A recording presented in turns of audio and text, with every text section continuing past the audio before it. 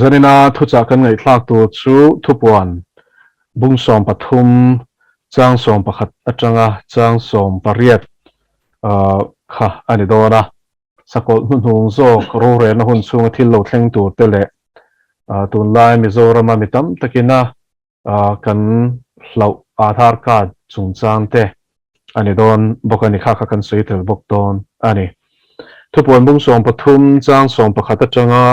chang som pariat hun hunung sermon ani bung som pakhat na ani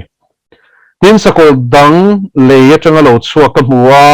beram no ki yang ki pahni aneya dragon chong angena chonga sakol masa zok thu nei na zong kha amit muwa apanga leile achunga omzong song chu sakol masa zok thi poi khop hial tura hliam dam le achu chibai abuk tir boka tin mishing mit muwa vana changa lea mei thak tir thei khop hialin thil makro pui tak atichin le om te hne na sakol khandayal hliam nu ladama choi moinan amalim an siam turani ti soin sakol mit mu'a thil mak ti tura thu amu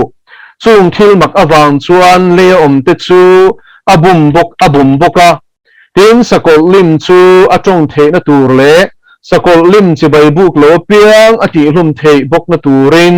sakol lim hne na chuan thok na apek phal ani tin mi zong song alian te in a hausa are thein boy lo po an kut ding lama emo an chala emo chin chiara nei ti hloma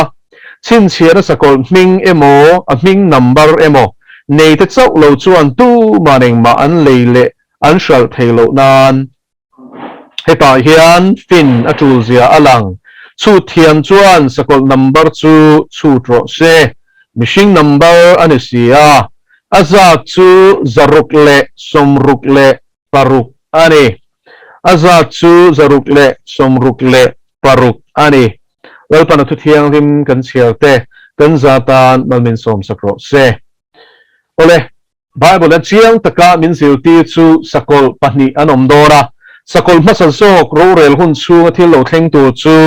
ama in kan lo soinual to a chu thupuan mung som pathum chang khata changa chang somin kara khane inzia ka ti chuan chang som pakhat atanga chang som pariat in kara hianin sakol hunung zok zol nei der tia thupuan bung som pakwa kan hmu boka kha I chumi chanchin chu kan hmu le ni ti chuan sakol masa zok hian kumthum le chan ve chung ro arelanga sakol hunung zok hianin chu tiam bukin kumthum le achan ve adang kumthum le chan ve kha ro arel dor ani ti chuan kan zirta kang khan thushatu pahni chungchang zirta kang khanin mi thiang lim lo ri kumthum le chan ve hnuwa thlengin chumin hnuwa chuan he sakol hunung zok hi ron langanga thushatu pahni te kha ati hlum dor ani ti kha kan zir zova chu ti ati hlum hnuwa chuan ni thum le chan ve hnuwa chuanin I chung thushatu pahni te chu wana shoi chaben an omanga lalpan an akai thole don ani chumin hnuwa chuanin enge lo thleng le tu kan ti chuanin tin sakol dang le changa lo chhuak ka hmuwa beram no ki ang ki pahni ane ati ni beram no ki ang ki pahni ane ole he sakol hunung zo ki enge tunge ni don ti kha I samon danga te pokan soinual to maro chu zarina hian chung ngai thavelo tan chuanin atharin lo soile taila athra nge he sakol dang le changa lo chhuak tur hian enge beram no ki ang ki pahni ane ati zia chu enge ni tale beram no chu la Lisu Krista enti na nia sa kho shwai tu saklia mai pon ni lovin Christian sa kho shwai tu lok tak poimo takani dorani aki pahni hian thun nei na anga zia enti dorani tin hela hianin he sakol pahni na hi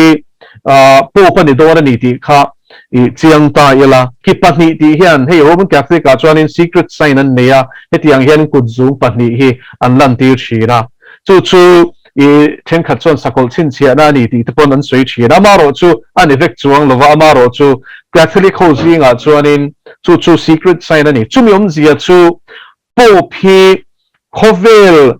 lal ram te chunga po thu nei tu ania sa khwana chunga po ko than chunga po thu nei tu lal berani ti na ni ti chuan ki pahnih awm zia chu secular le secret kan tiang chi secular le religious leader nikop tur khanin ani hian ruat ani a title la po hian vicarious filidae ani ya chu Latin tong ani ya chu mi awm zia chu Vicar of God emo pathian le mishing inkar palai ti na ni Krista do dal tu ti hi vein ni hianin kan hria thiam aturin ka hria a lani shu Krista ron do don pakhat na amaro chu Krista do dal tu emo sakol ti kan hria bok hianin enge ti le to chu antichrist emo Krista do dal tu omje pakhat le chu Krista ai o tum tu ti na ni bokani lali shu Krista kha ron thak atum don ni chu lali shu Krista ai ron o atum don ni chu chu vai pathian le mishing in kara chuan Timothy le kha thon chuan chiang takin palai pakhat chok a oma chu Isu Krista ani thumin shilani tro lali suan chu nem hetin zo hana bung som pali chang ruka chuan tu ma ke hi kong le thu tak le nun nakani tu po ke ma kal lo chu pa hne nan thleng ngai lo ti in fia takin min shil bokani chu wangin pa hne thlen thena kong pa le mishing tin kara palai om chun chu lali Isu Krista chamani chu Catholic Pope chuan ke mai hi kan zo ke aron ti ni chu vicarious filidae omzia chu ni chu popa official title ni ti kha kan lo shadon nia pathian le mishing in kara palai chu ke ma kan ni ron tia chu mi omzia chu lali Isu Krista chu palai chu ni ti Bible na min shil line chu kan ni ron ti tu chu ege ni ta le mo Krista do dal tu ni ti hi chiang takin siang o chu vain Protestant thushil tu Martin Luther te khang ho mi shang balai mi te ho kharin Jonathan Edwards kan ti te khang ho pathian in na sataka thuama pathian chanchin tha shil thin te chuan Pope hi le Roman Catholic ocean hi enge the beast system an ti ni ten chu antichrist Krista do dal tu anga hianin an ni chuanin an pom hnia chu tiang chuanin thu po an shil thin ani hei hi tun lai chara chuanin thu thar angin ni tam tak chuan kan hrita amaro chu Protestant ho Catholic atang anon chwa chia khan an zirti na diklo tam tak pathian thu a in nat to lo mishing te thuro chia mai pon 11 ram hoi te zirti na tam tak mi thito te biak na an zirti na zong awang te an lo chwa nuwa khanin he Catholic system mai hi sakol system ani ti kha rin hlel la chete man nei lova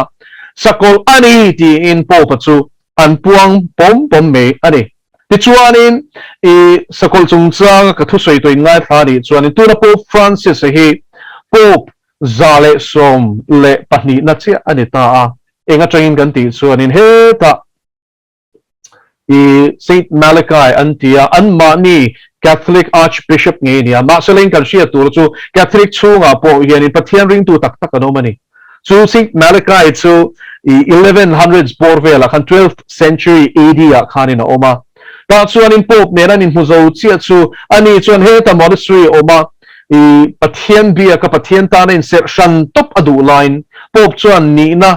poimo zo ka pe a Archbishop ani chung lai chuanin luoi lo in pathian ta na in ser shan adu line Pope chuanin he ta ko shan en kol na ni na sang zo ka pe ka wang chuan luoi lak to ka achua lai chuanin lalpan vision mu ti ta prophecy shilok na kan tiang chu lalpan ne na tanga adona chu enge aziak ta ni chu mi aziak ka chu annuwa chuan Pope howin lal an do wang khan an khoi ching pen na salutuka chu vain kum sang khat AD sang khat zanga somruk pasari malam panga ashilok na Pope chungcha shilok na khachu arin tlak tak lo chan chu Pope te khan tin an do wangin ashilok na kha I Catholic huang chunga chuanin an pom sia chunin pom theina tur tan chuan ma ni kha in ti tlin tum khanin an lo khoi ching pen na salutuka ni ma sering kum sang khat zanga somruk pasari nu a Pope chungchang Pope lo om tu te chungchang ashilok na chu mithiam ten an zirta a chu ta chuanin an zirna chuanin ashilok na haron thleng dik chat ta ni ti chuan Thomas Horn le enge apologetics lama master's degree ne Chris Putnam chuanin theologian ni Chris Putnam chu chuan Thomas Horn chu kumsam ni panga pastor ang alal palo rong lobol to ani boka researcher ani boka chumi te patni chuarin Petrus Romanus ti lekhabu chun zia ka hemi chungchang hi uluk takin an chui ta chutan chui chua chuanin kha prophecy kha shil lok na khatira chuanin an mulok lo kha an be dong manani ma selangina han chui tan be don lama chuanin lalpan he ta kha shil lok na copy mo French tonga zia ka kha an mutan lo mai ni chu an lo me maya ti chuanin be sei da tharnen an chui le ta chu ta an chui an mu chua chuanin kumsang ni le ti kha kumsang ni le som pathuma khanin pop thar mo aron pop don ni ti kha an lo puang lo kan lo shil lo kan ni chon chu ta chang khanin ti chuanin an shil lo kang nge chuanin a khanen lam khanin anon soi dik ta thlap mai ni Pope Francis chu aron pop ta chia maya chu shil lok na mang chuanin an chuanin pop nu der sakol lon ron lan huna pop ni tur kha ane ta ni chu ti chuan vein ni hin kan shia tur chu beram no ki ang ki pati aneya ati hi chu chom zia ani ni ma serin dragon chong angena chonga ati ta ni enge dragon chong anga chong Dragon chu tunge thupuan bung so pani na chuanin dragon chu Bible chuan fia takin min shil ani dragon chu chang kwa na bung so pani chang kwa na chuan tin dragon lian pui ru pui tar diabol le setana anti khovel zong bum tu chu an pai thata a le an paya atir ko te po an pai thatel ve a ati ni chu ban dragon diabol chu mo Satan ani ti khachiang takin kan shia ni dragon chongin a chong atiom zia chu beram ki ang ki patni nei ma sila pollama chuanin Christian enge Paul liam ber Catholic ki Protestant Paul denomination kan ti zong bel khom ai nan tam zo kani khovela yan Catholic ki 1.6 billion velan omani chu China population ai tam hi Catholic anomani chung ho tu mo chung ho tu chu ron ho tu ron ni huna chon he sakol patni na hian dragon chong angin aron chong do na ti ni tuna hian Francis hi athu soi po pani atanga thu soi kha chut ta zat ta ula mo chu ta chon enge kan mu chut zat chuanin pathian thukal hian thu aron soi zat me ni pakhat na I khovel ron ngong tu pakhat chu pathian omring lo tu te po hi van ram kai vekton ati khani sa khwa zong song mai kha van ram kai tu rang khana ron soi ta ni enge chu ron soi na san kan shem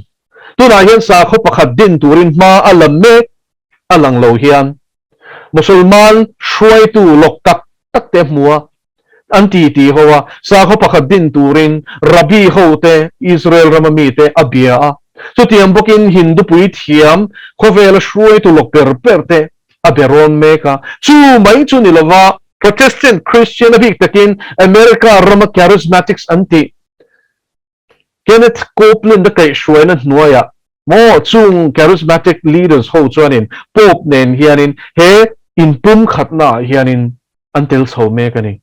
kaulaw te win ni hian boom ma kanom lo na turin heta hin kan team khori wangai te lul em tero he sakol pani na hi chu political leader ram shwai tu ni don lo suit le tai ne na ron kal don lo sa khomi takangin thiang lim mel de na ron kalang ani ma silangin atonga sia khan tunge ani ti hi shia don ani ti chuan Francis chu ron tong ta zel ta lai tong chai na te ron thak dang lama chu mai po ni lovin climate change lampang te hi atan pui na sa em maya mong ko hor Catholic ko shan khuang chu nga pui thiam mong ko hor no pang te Catholic khuang chu nga mi nge khoi khem na salatuk ping thang te chu abandu lo mai po ni lovin ni na sang tak apea an ni na song shet chungin no chung chu pe ni chu vai ni a hian he po phi he hun nu nga lo kal tu pathian na mi te Bible lo shil to no Bible lo soi lok pathian in chabi min lo pe ni tro henga hianin beram no kiang ki patni ne ti kha chu vai lal pan chabi min pe ki kan shit hiam bangai em ring tu te hian e sakol masa chon sakol masa so thu nei na zong khamit muwa manga le le chung om zong chu sakol masa zok thi pui khop hial tur hiam tur le chu chibai abuk ti vokati ni chu ban he sakol patni na ti ber tur chu sakol masa zok khovel dictator ti to me teng khovel pum pui chunga tharuma ro rel tu akha pathia na chi bai buk turin khovel pum pui kha chi bai buk turin thu pe dor ni chu he sakol pani na hian chumi ta chon khovel sa kho sang te kha a min phot dor ni chu min na nan chu tu na hian in Pope Francis a hian a thok mol ni ti hi siang u tin mishing mit huwa vana changa leya me tlak tir thei kho phialin thil mak ro pui takati chin eta tak hianin thusha tu pani te chung cha khan kan soi to a an mani ti lum tum tu te chon ka changa mei chuak chuan an ti hlomanga ti ni tin Eliza chuan in thuthung luya chuan in baal pui thiam te neranin ti siak khan anin bei chum khanin vana changin mei a aw thlani khatero chuan zol nei tak te in he thil ti the na he pathian thil ti the na in lo mang thira ni ma selain Thessalonica kan siar chuanin pathian in he hun hun ma hian bum na sat tak aron tir ni a great deception ati ni hei voi ni hian kan sia thi ava poi mo te lu em tiro thu tak kan zir chian ngai na chan chu bum na sat tak he hun hun ma hian aron kal don wang ani ko naw te ta hianin Bible hian bum kanom lo na tur hianin vo khan na mo warning kan tiang hi min pena sa mani ti hi isyang u mo ichon hela hianin Thessalonica thon ni bung ni na hianin sakol chung chang aron soya mi thiang hlim lora nom mang in he sakol hi ron lang do ni ti hi chang thum na ti hian soya tu maneng main ti der chu su se kluk san na chu lo thlen phasak se ta dan bo che pa bo rol fa pa chu lo lan zet lo chuan alo lan lo chuan sumi ni chu thling don si lo ti ni eng ni mo mi thiang hlim lo hi thling don lo ti ni chu wangin dan bo che pa bo rol fa pa kha aron lan phasak photangai mo ti chuan ti hian ron soi chho zel ta chang kwa na chuan chu dan bo chepa chu setana chakna ne na lo kalanga thil ti theina tin reng te chin chiana tin reng te do thil mak tin reng te nen do thil mak chin chiaro do da soyenga ma se thil mak te thei don bokani chu tin reng te nen wana changa mi ko thak theina thengin alo thokang ati ni chu chu lol pana phal don boral mek te tan mun takin ngai tharo chang som na hi boral me te tan fello na bum na tin reng ne na niang cham dama an om the na turin thutak mangai na chu an pom lo wang ani chu vain he dan bo che pa hian bum na satak aron keng don ani chu wang chon do thu chu an oi na turin pathian in sual na tho na an ne na a thlen ti rang tu thlen ti mo he hi ni don pathian thlen ti na ni don thlat thu tak mangai na nei lo wangin pathian thu tak chu an pom du miao lo wangin pathian in bumanom the na turin he sakol hian heng chin chiana zol Eliza pen thu thung la hluya pathian thil ti the nan lo chelek china kha a chelek a phal lo na ni chu ti chuan chu mi chu chelekin oi du lo ho ring du lo ho te chu bumanom the na turin bum na pathian in he sakol hi aron ken tir phal lo na ni ko na te win ni hian chung jing bu ma kanom velo na turin pathian thu tak to na hian kan zir me kani angai nei siang u ti chuan thi pui khop hian liam tur o tin mishing mit huwa wara changal le me tlak ti thei khop hian in thil makro pui ta ka ti thei don tlat chang som palina chon le om te ne na sakol khandai liam nu ladama choi moinan amali man siam turani amalim an siam turani enge he hian a sia chua ti chu pathian in a huat pel chu enge milim biak hini tro milim biak hini ti chuanin thu som pe ka chuanin apatni na chuanin milim in siam turani lo tin pathian in chiang takini shwel fa te hera thu pe a chu chu ke ni Christian te tan pon ani milem ma hian kan kun thiang lo lal pa chu fakerom ro se mo I sual lem an siam po ni ro sek lem ani atakani lo hallelujah lal pa chu fakerom ro se kele nang hi chu pathian takma a chau bok khopin chibai kan bukin pathian chau hi chibai kan buk turani milin dang ma kan kun thiang lo ti chuan dura phai zola Daniel te hun laya Nebuchadnezzar milin sang tak ate dana zir khanin fit som ruk atanga fit som ko in karani san zong Ahlai zong chu fit ruk atanga fit kwa ani arang ka chaka tial luan ani boka chu tiang milim ro pui tak ral khata changa sa enge hlot taka chang puwa en theile mu the kha adin ta chu hamrik chitin reng ham ani huna chuan bok khopin chibain buk turini tin thu te ni ti chuan chu sadra kate mesa kate abet nego te chuan in pathian nung lo chu chibai bu kan tum lo wangin pathian nung ring tu ten ni wangin chibai bu kan tum reng lo mei pu thla kan thlang zo kan ni khatero lal pa chu fakirom ro se chuan he milim hi mi thiang lim lo zo huna hian sakol pahni na zol nei dera chuan sakol pakhat na an pui khanin aladin don ani chumi ma a chuan chibai buk turin khowela mi zong nam tinami te chitinami te tong tinami te chu thu pe don ani leom te ne na chang song pali na sakol khande liam nu ladama chol moira na mali man siam turni ti soin sakol mit mua thil mak ti tur thu amu chung thil maka wang chuan le om te chu abum bokati chuan he zol nei der hian mi tam tak thil mak tak tin arun bum don ani setana thil ti theina setana power mang hian thil mak tam tak ati don ani wala hian Hollywood hi en taula eng lampang film hinge siam no man ti eng lampang hinge shaltla em mi puite nan thlir du em kan ti chuan power nei ho hi ni lom ni taro Justice League ten tia Superman ten tia tu tiang chuanin I khatiang kha an siama mo a shaltla em mishing theina pia lampanga theina nei ho hi mishing ai hianin ngai san na hi an sat je chu ta chuan lang ani taro chu wan chu tiang thil ti theina mak tak neya enge comic ni to lovin mo alem ni to lova atakami mit muaron ti hunan chuanin anlat hedol don ani chu tiang khovel mi te abum chu phal ani don tat a chan chu mi te chuan chan chin tha shil tu te nan shil lai ne nga man bong beng khon du lo wangin an ngai khal du lo wangin an thin lungan pom du lo wangin lali swa krista chun no lo wangin lalpan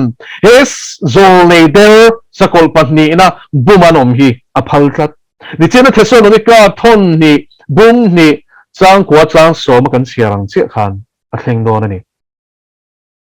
ti chuan nge kan hmu le chang som pangana tin sakol lim chu atong theina tur le chu lim chu atong thei don ani chu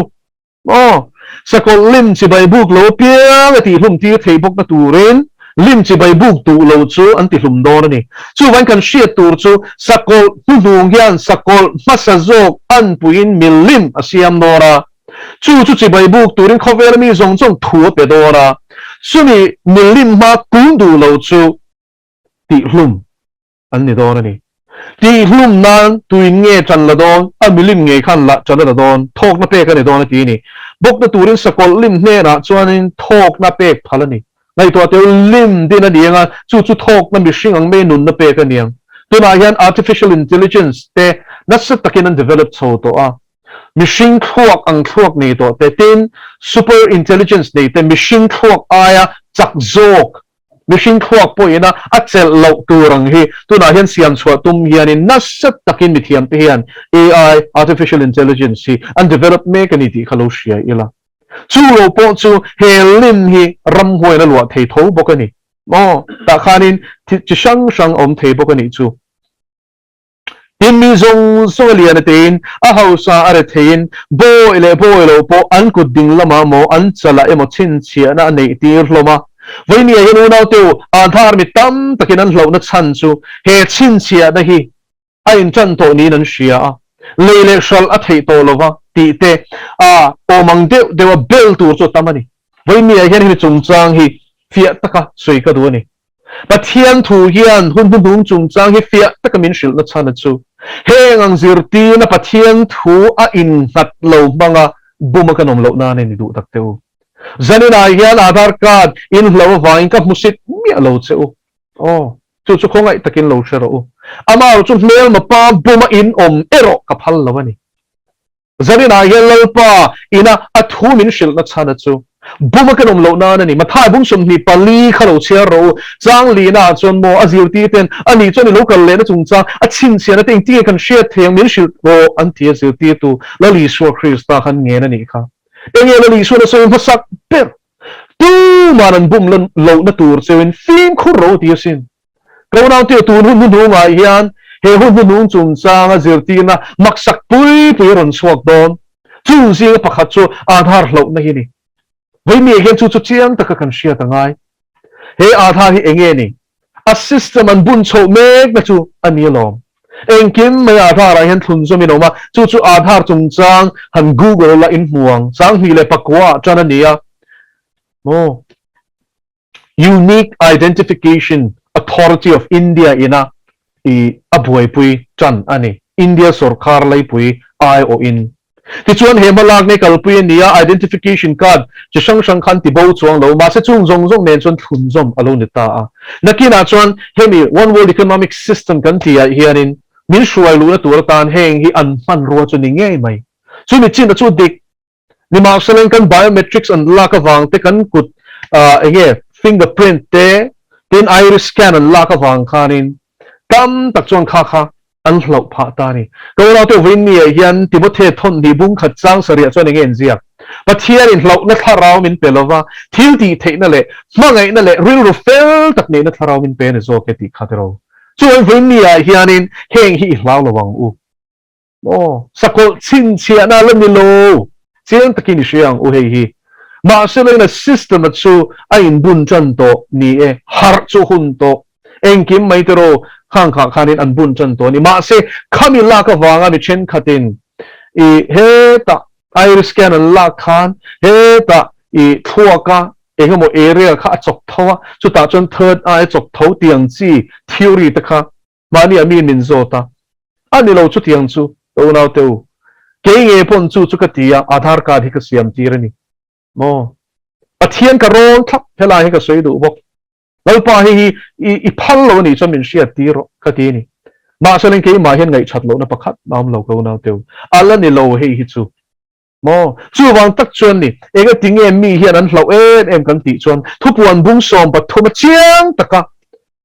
pathianin afapa Isu Christan ne na siat tir van tir ko mangalali suan zo hana Christan chan chin tha wanga patmo thiar kara shen be mek oh shen mek ne na siat tir hi chan nei lo min siat tir lo ko na he le khabu du dung be min siat tir na chan chu buma kanom lo na ni wei ni hen bumi ni lawang u chu vain he aadhar card hi sakol chin chian na ni lova lali so Christa phat na le shem mun tlak na ngan zirti na lek phei chu setana bum na ni chu chiang takin ka sei du khongai takin kha kha azirti tu te pon ban san to ro he chan dam na hlau na khops ani lo ti hi chiang takin zani na hian athu rin chanin ka sei du ni chu wang in a system bun lok na chu ni te me one world economic system hi chu tiang re ko ti na piang thelo thilan ti ve ngai ruam mandan siam lok ngai tu na po hian an siam lok me ka ni o vaccine chung chang te kan soya lockdown chung chang te kan soya small businesses thiam te ka ni hausan hausatel pela Amazon ho Jeff Bezos te chuanin nikum sang hi le som ni lockdown na mi re thei te azon na chiat lai New York khopuya rengot po restaurant sang khat chuang an bankrupt ani din le ngai nom to lo khopin an chia rent pe ka ngai hlo pe ka ngai I business an nei lo chuan kha khan pe thei bik lo mo an sum khol atang ringot khanin engchen ngen kal theang chung chu sharing chung in heng lockdown system ten kal pui ni ti te hi kan shia thiam angai tun kan khovel system I chia dar feka an du da na siam tharan tumani mo George Orwell le khobuziak te hi lo zero heng zong song hi an lo vision vector plan fel tak nei United Nations kal thlang ten an kal pui me kani mo United Nations hian kumsom nga kumza plan te hi asiamani ti te kan siam o tin Rockefellers ho dinani ti te kan siam o heng te hi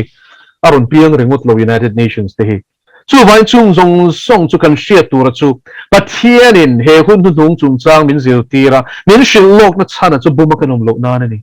le flowering su he hi chu aadhar card chu sakol chin chia na alan ni lo lali so Christa phatsan na po anilo amaro chu a program ronin bun chan na chu anito chu ni na dik takani tin sakol lim chu intia soizel tin mi zong zong alia da te na hausa re thein boilo po an kuding lama mo an chala mo chin chiana nei ti hlom heta chang ringot poina ni lo zi hi chiang ni lo mi tero ko na teu ga ti bible hi kan chiar lo aadhar la ti khoyange kuding lama chin chianan pe chala ni le chin chianan pe pelo an chin chiana nei sa an biometrics an iris scan le an fingerprints kha database an call ni e chu an call la mitin hi kan information hi lak khoma mo unique identification min pek fek antumani engkim thun zoma India citizen khole tui zong song te hi min chin chia antum vek na chunia database a hian chung fingerprints le iris scan te chu an khol vek adik chia chung chu min thunun thei na na an laman tur chu ani te me mai amaro chu veini ang kan shia tur chu sakol chin chia ne le lali so phat san na ang zong zir ti na hi chu lo oi su adik lo hei voi na he tinge hi kan zir me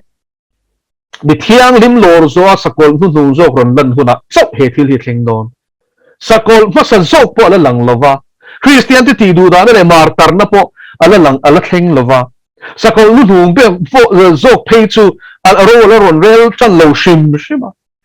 e tinge heng mang hianin kanin bum we mi heng kan film khore wanga lo ha dam ro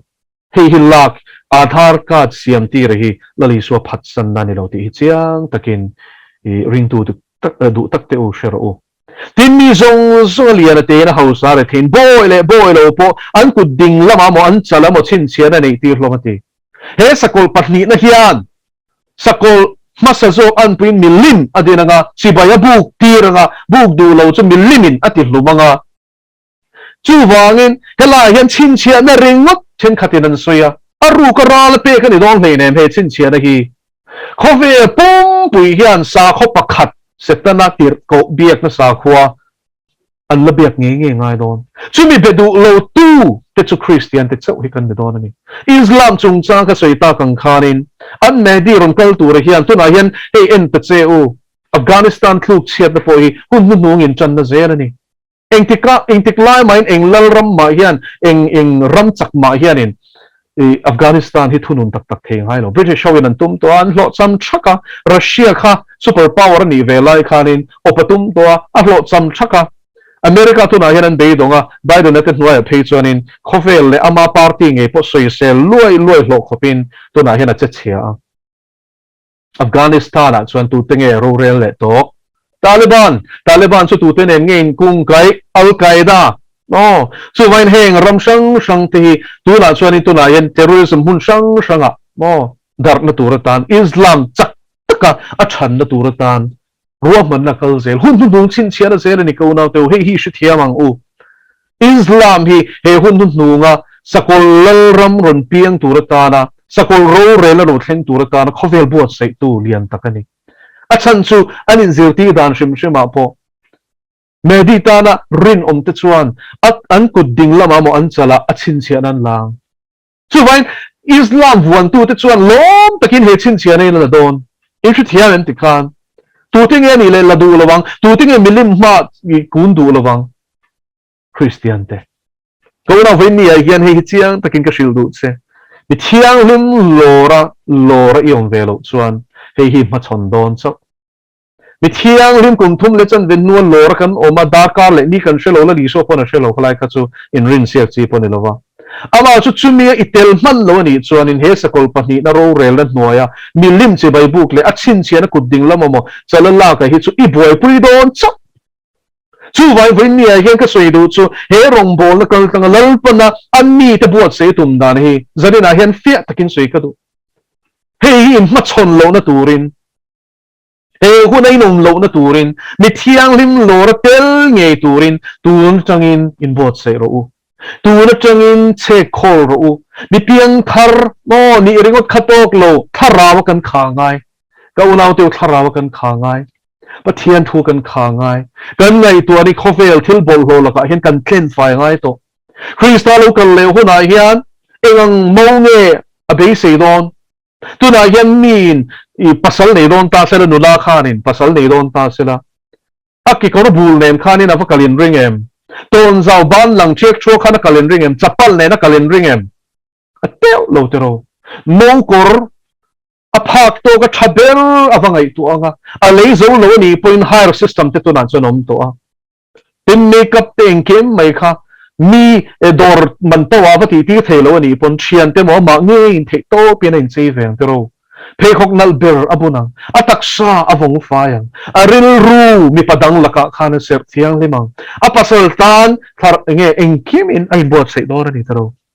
lali suwa chu tiang in khovel mo te nge poinan mo nei tu ta na nin buat sai rin puat sa na theng ber le moi theng ber nei ni ta na nin puat sa ni chuan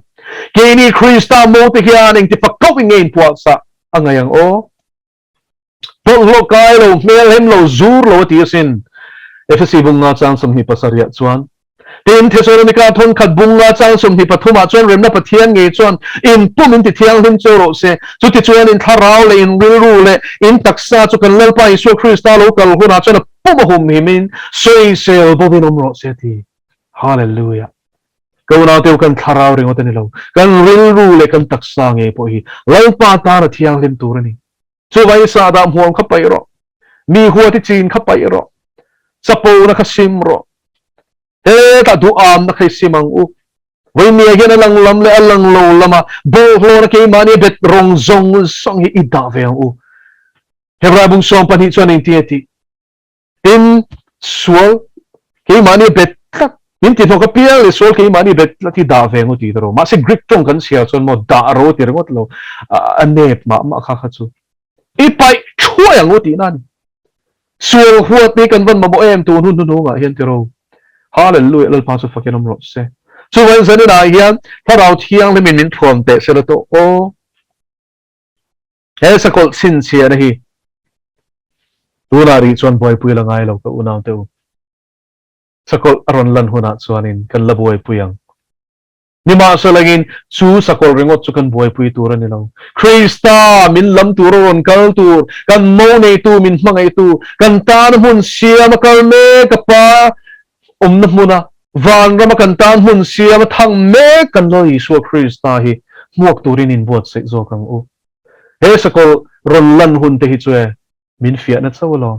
kan taksha ti boral ma sela kan tharau khoi thei le ne mel pa chu fakinam ro se chu vai vai ni ai hian Krista lo kal huna mo lam tura ron kal huna hian I thial lim lo turon kal huna hian ke hete ko me tia kan in pe cheu the na turin